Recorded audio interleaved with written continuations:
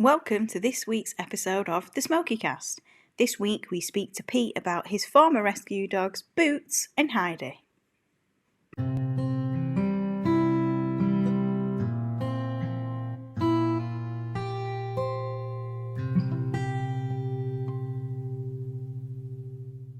How and when did Heidi come into your lives? Heidi came into our lives back, we think, around 2008. Between 2007 and 2009, but I'll go in between with the answers because we can't fully recall.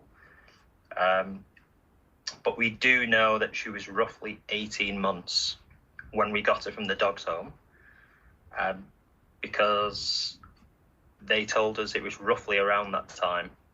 She'd come in with her brother as well. So we had Heidi for a fair few years. So it was kind of like the middle dog of the three we've got. Because we had, I'll slightly go off a bit here. So over the years, we've had 3 dogs, which I think you may touch upon. So we had Boots in the early 90s, Heidi in the early 2000s, or mid-2000s, and currently we have the 3rd dog in Chloe. What was Heidi like in the beginning? She was very, I'm trying to think the best term. Mischievous would be one word to describe her. So the first day we got her, we brought her back, and I think within the first hour of being back home, we couldn't find her. So we looked everywhere possible, because she was a fairly big German Shepherd, and like lightly coloured, so it wasn't a case of you couldn't see her. But on this case it was, and we checked all over the place, every room. We thought she'd gone outside, and it turned out she had somehow climbed up onto all the washing, and we found her sleeping on top of the really old-fashioned kind of like clothes washer we had. So that kind of told us what we were going to be having in store, so to speak, with Heidi. She was a very mischievous dog. So she was like that from the beginning, so there were no obstacles that you needed to overcome with her? No, when we had her, she was really sort of, she's probably the most outgoing dog we had, in the sense that she didn't mind being petted. She was just full of life. Out of the 3 dogs, she was the most kind of like, would do anything. Like, she'd run around, she'd always like to cause like havoc at times. But yeah, she is one dog that I think we still miss, kind of like the old dogs we have. But it was just the fact that she'd do something really naughty, and then she'd just turn around and she'd give you that kind of like panting face, as if to say, I wouldn't do such a thing like that. What, me? No, I am innocent. It'd be the case of like, I mean, there's an incident I can talk of with Boots, but he couldn't particularly, he wasn't the best at trying to hide things, or he wasn't as clever as Heidi. So I think that could be arguably I think with the male dogs, it's almost, oh, I've done this and I can't hide it. Whereas kind of Heidi being the female, she knew how to kind of just change and get away with a lot more. Yeah, we found that because when I was growing up, we had a dog called Meg, Mm. and my mum always said Meg was proper sly, whereas Smokey was really bold. He'd just go for it, whereas Meg would wait until she thought no one was paying attention and then do it on the sly. So yeah, I agree with that. Boys tend to be quite bold and just go for it, while the girls tend to think about it a bit more. Because the incident with Boots is, I I can we still mention it to this day. To be fair, um, so back in the day when we used to go to like the arena for the ice hockey, so we kind of leave at like 4 o'clock or 3:30 or something like that. And my mum would always make like the roast beef or roast chicken or whatever it is, and she'd hide it, and she'd put it as high up as you could possibly get, so the dog wasn't at all remotely able to catch it. So this one time she made everything and put it all together. We get back home and Boots had scoffed an entire roast beef. And it was the biggest roast beef I think my mum ever brought home. And it was all you could see was like loose bits of beef on the floor scattered. And it was obviously him that had done it. And he was just laying his bed and he still had traces of like the roast beef around its mouth. And especially as it had like a bit of white on its mouth. All you could see was this odd bit of beef hanging from its mouth still, just looking as if to say, I didn't do it. But they were both kind of mischievous, but Heidi was definitely the most out of the two. So, a couple of well known brands describe German Shepherds as loyal, self assured, courageous, never nervous or shy, highly intelligent, friendly. Would you agree with any of them, or would you like add any of your own descriptions to that? I would agree with most of them from that description. Shy, she was a tiny bit with certain people. So whether there were some people that she'd encountered in like before we took her in that may have possibly mistreated her or something in her history before we got her.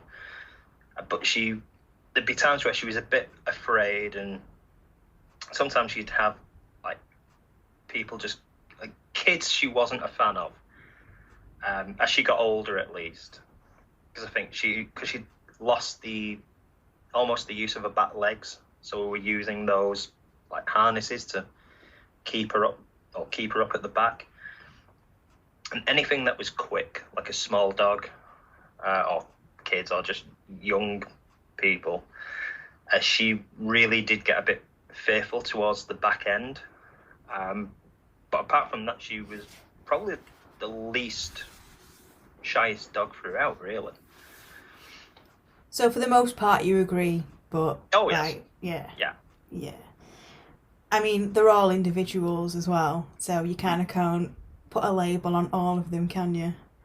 No. I think certain dogs have a reputation for being whatever it is they get tagged with a lot.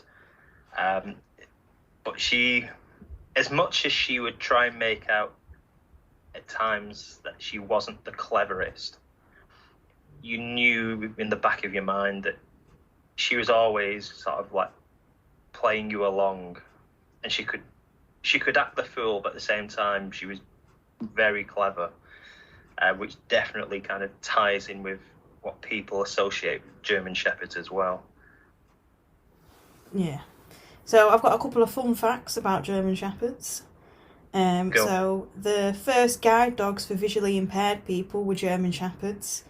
And they were trained by Muriel Crook, I probably said that wrong, and Rosmunda Bond in Wallasey. And I think I remember something being on the local news, and his name was Flash. So the German Shepherd, who was like the first guide dog, was called Flash. And then I think this is an obvious one. They were originally bred as herding dogs, hence the name Shepherd. So there's a couple of facts about German Shepherds. The more you know. I know, the more you know, the better. Every day's a school day. Oh, aye. So tell us a couple of stories about how Heidi made you laugh. Some funny things that she did. Oh. Well, some were very... She did have a fascination, for some reason, and it's a very sore subject for probably half the people listening, but she did have a ability to jump up at you, but always aim for a certain part of the anatomy for men, and always seemed to have a massive smile when she used to hit you with a tail or she'd belt you with a nose. To which she did it to my dad a fair few times and had me rolling on the floor quite a lot. She was a very good header of a football, to which I do have footage of her playing football at a friend's house. I'm just trying to think of actual stories with her, to be fair. Sometimes there's so many that you can't actually think of just one. I know. It's the one we mainly talk about is that first day when we brought it back. Well, I'll say this one, I'll say the second one, how she picked her own name, which sounds stupid, but she did. So the incident I'd mentioned earlier of her somehow climbing up like all the washing and sleeping on top of the old washer is still the one we always come back to. But how she got her name Heidi was, as we brought her back from the dog's home, we went through I can't remember what her name was actually at the dog's home, but we were just bringing her back home, and my mum basically just thought of she just tried to think of anything that was like German or Austrian female names. So we'd come out with all these names, we'd look at the dog and see if its ears pricked up or anything. So I think my mum went through like all old like German athletes or tennis players or anything along the lines of that. It was like nothing, kind of no reaction whatsoever. And then someone, I think it was my dad, mentioned the word Heidi, and its ears suddenly went straight up in the air. So we all thought, do you want to be called Heidi? And the ears went straight back up again. And it was, the best way to describe it was like the cowl on like Batman's mask. The ears went straight up. And so from that point, we just called her Heidi. So that's how she picked her own name. Oh, that's such a cute story. So you mentioned Boots.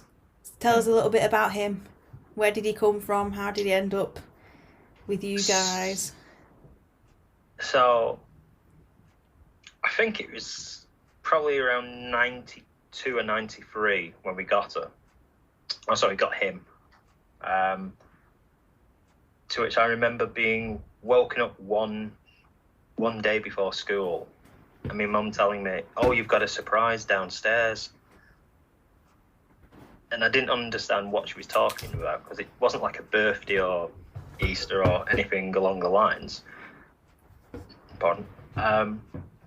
So as I came down, and I was met with this black dog with white paws, and it was just wagging its tail and jumped up at me.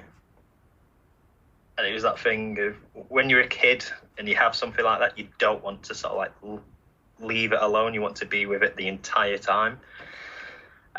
So So I remember being, I say viciously attacked. That's not the term. It's more tongue in cheek. Where it just leapt at me, and recall it licking me to death before school, and then came home.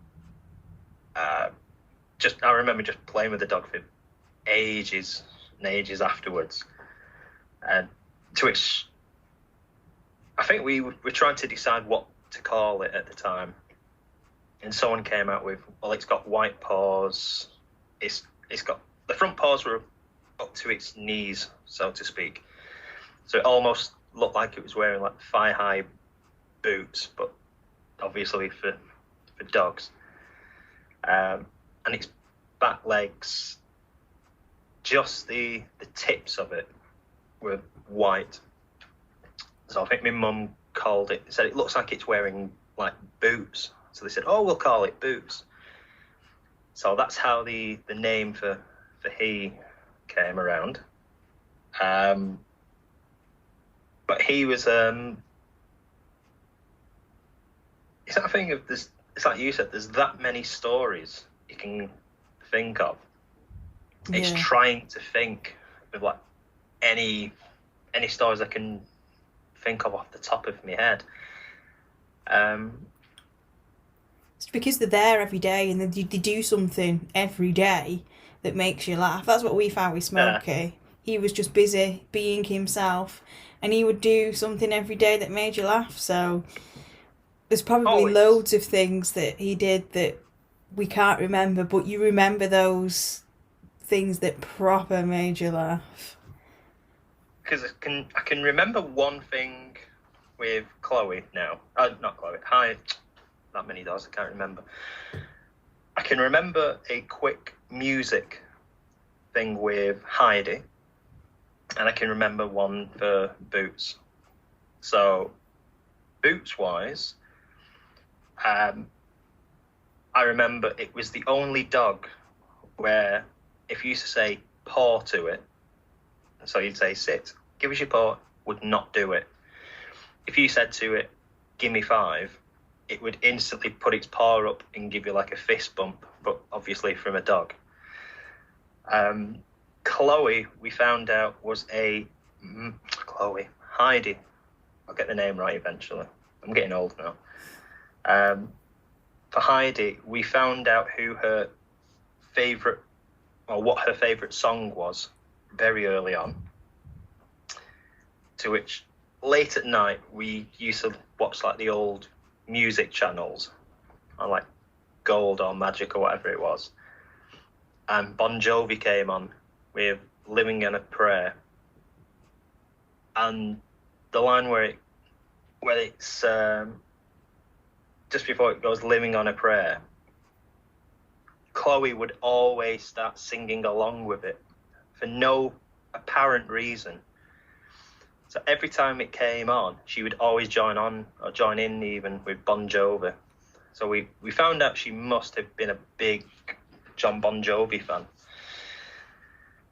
That's the duet that everyone wants. Having sat through it a few times, I don't think the world was ready quite yet. She was ahead of her time. Well, she was slightly out of tune, but I'll let her off because she was a dog. But yeah, for a dog, she didn't have a bad voice.